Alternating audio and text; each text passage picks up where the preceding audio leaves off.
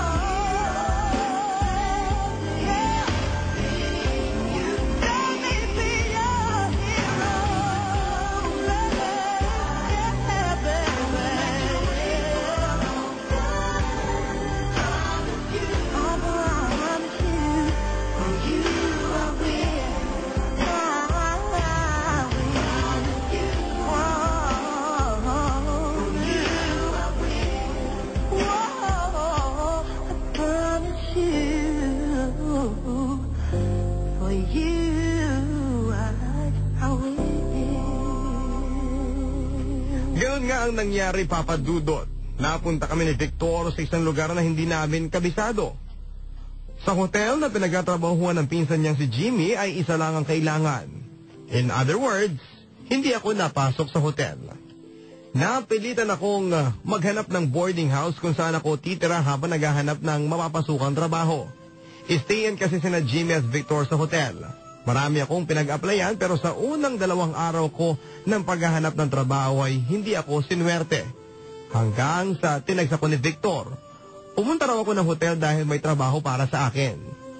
Inakala ko noong una na may bakanting posisyon na para sa akin sa hotel pero nagkamali ako. Ibang trabaho pala. Katulong. Ang maganda, foreigner ang amo kong lalaki na noon ay nag-check-in sa hotel na yon. Kasama ang asawa niyang Pilipina.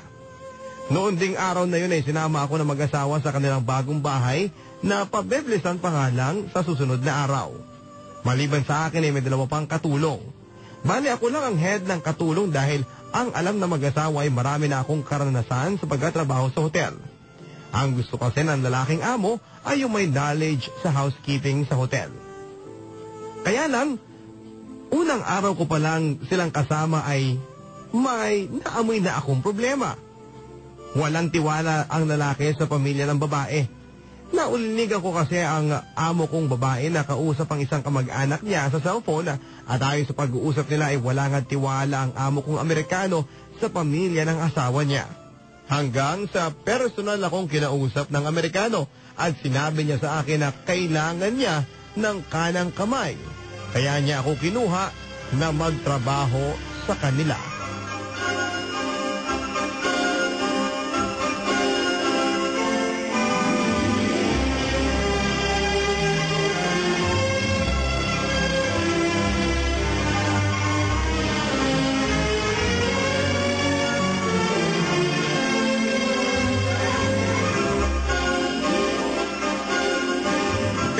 Lang dito sa Pilipinas sa mag-asawa.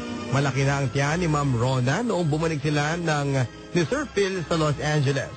Doon daw manganganak si Ma'am Rona. Noong umalis sila ay tumira sa bahay nila ang mga magulang ni Ma'am Rona pati ang bunso niyang kapatid na si Joanne. Hindi ko sila gusto. Masyado silang feeling, lalo na ang mama ni Ma'am Rona. Pakiramdam niya ay siya ang reyna at walang ginawa kundi ang mag-utos. Kung magalit ay parang siya ang nagpapalamon sa'yo. Duduruin ka pa na para bang napakawalang kwenta mong tao. Ganon siya kasama. Masama din ako dati. At pakiramdam ko'y hindi ako malayong mabalik ako sa dati kong ugaling palaway. Dahil sa ina ng amo kong babae.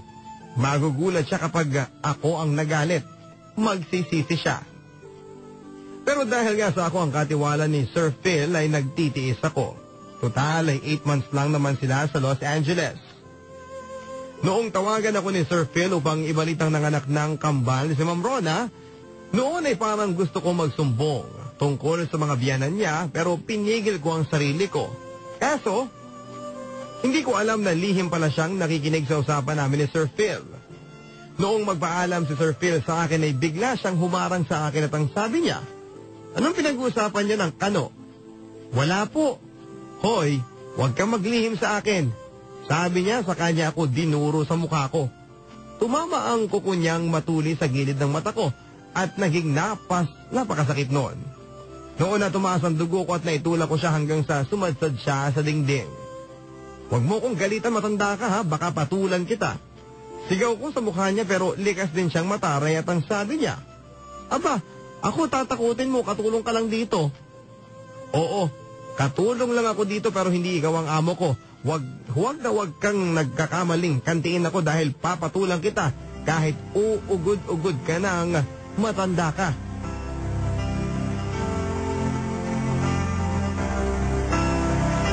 Mula noon ay medyo naglaylo na ang mama ni Ma'am Rona sa akin. Masakit lang siyang tumingin pero ginagantihan ko rin ang masakit na tingin. Naramdaman niyang kaya ako mayabang ay dahil kakampi ko ang Amerikano niyang manugang. Kaya lang noon ay nakaramdam na ako ng pagkabagot. Oo, mataas ang sweldo ko dahil galing mismo ito kay Sir Phil pero hindi na ako masaya. Sino ba naman kasi ang sasaya sa sitwasyon na ang mga kasama mo sa bahay ay kaaway ang turing sa'yo?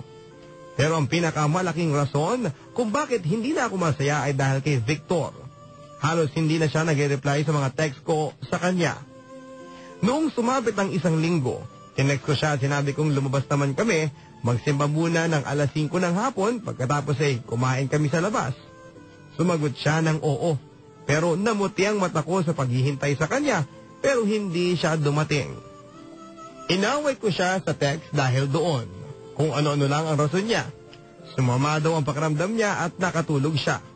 Bakit ang wala ang galit ko sa kanya noon dahil naawa ako.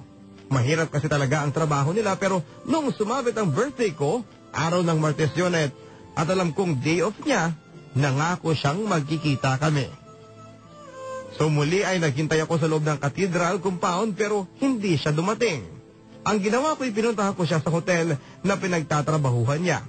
Pero bago pa huminto ang tricycle na sinasakyan ko sa tapat ng hotel ay nakita ko si Victor na may kasamang magandang babae.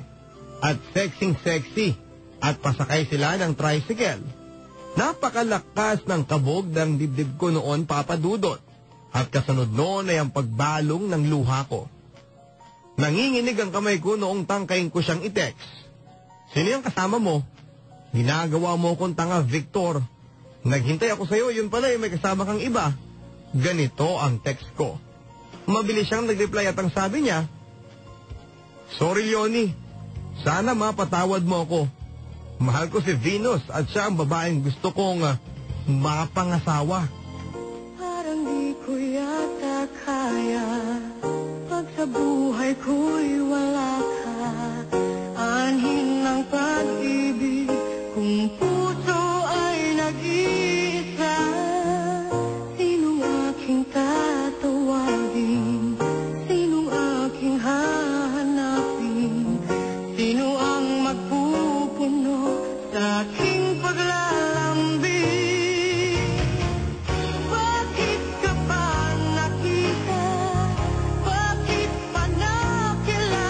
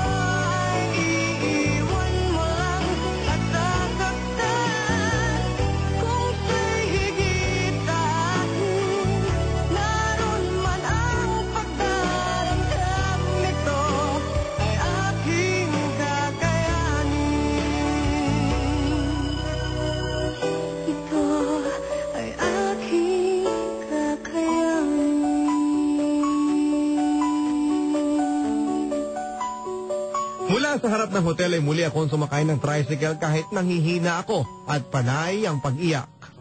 Hindi ko muna nireplyan si Victor dahil ang gusto ko ay makaalis kaagad sa harap ng hotel. Sa loob ng tricycle na sinasakyan ko ay mayroong maliit na clutch bag. At alam kong hindi yon pag-may-ari ng driver. Kinuha ko yon at binuksan ko ang zipper at nagulat ako nang makita kong puno ito ng pera. Maraming pera. Sandaling nawala si Victor sa isip ko dahil inisip ko ang clutch bag na puno ng pera. Bumaba ako ng kanto. Binitbit ko ang bag pero tuliro ako. Nagpa siya akong bumalik ng simbahan upang magdasal. Inisip ko na birthday ko noon at ang clutch bag na yon ay maaaring regalo sa akin. Pero mali.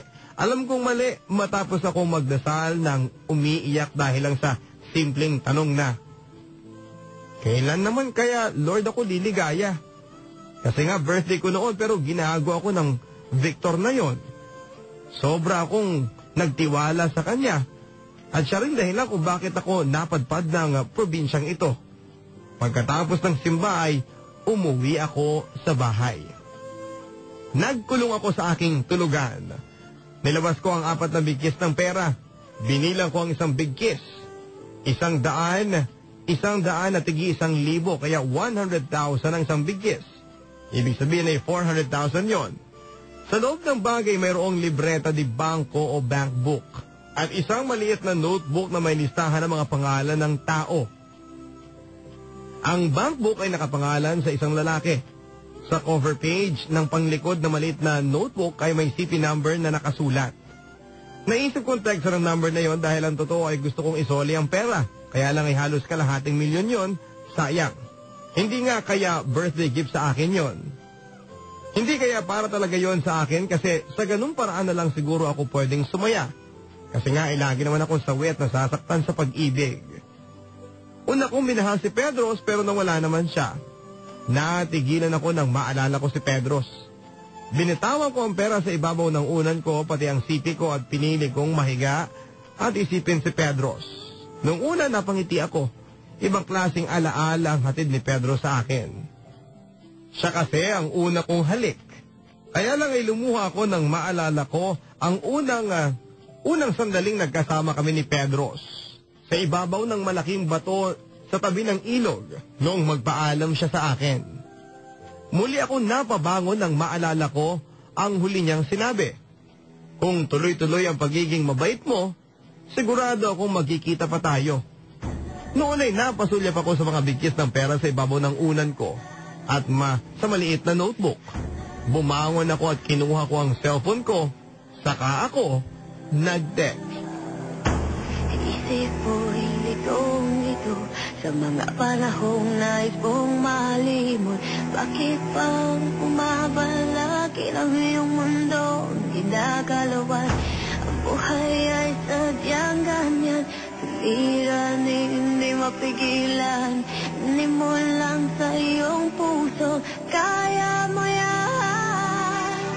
Pagkabigo at alilangan, umugulo sa isipan. Mga pagsubok lamang yan. Huwag mong itigil ang laban. Huwag mong itubo.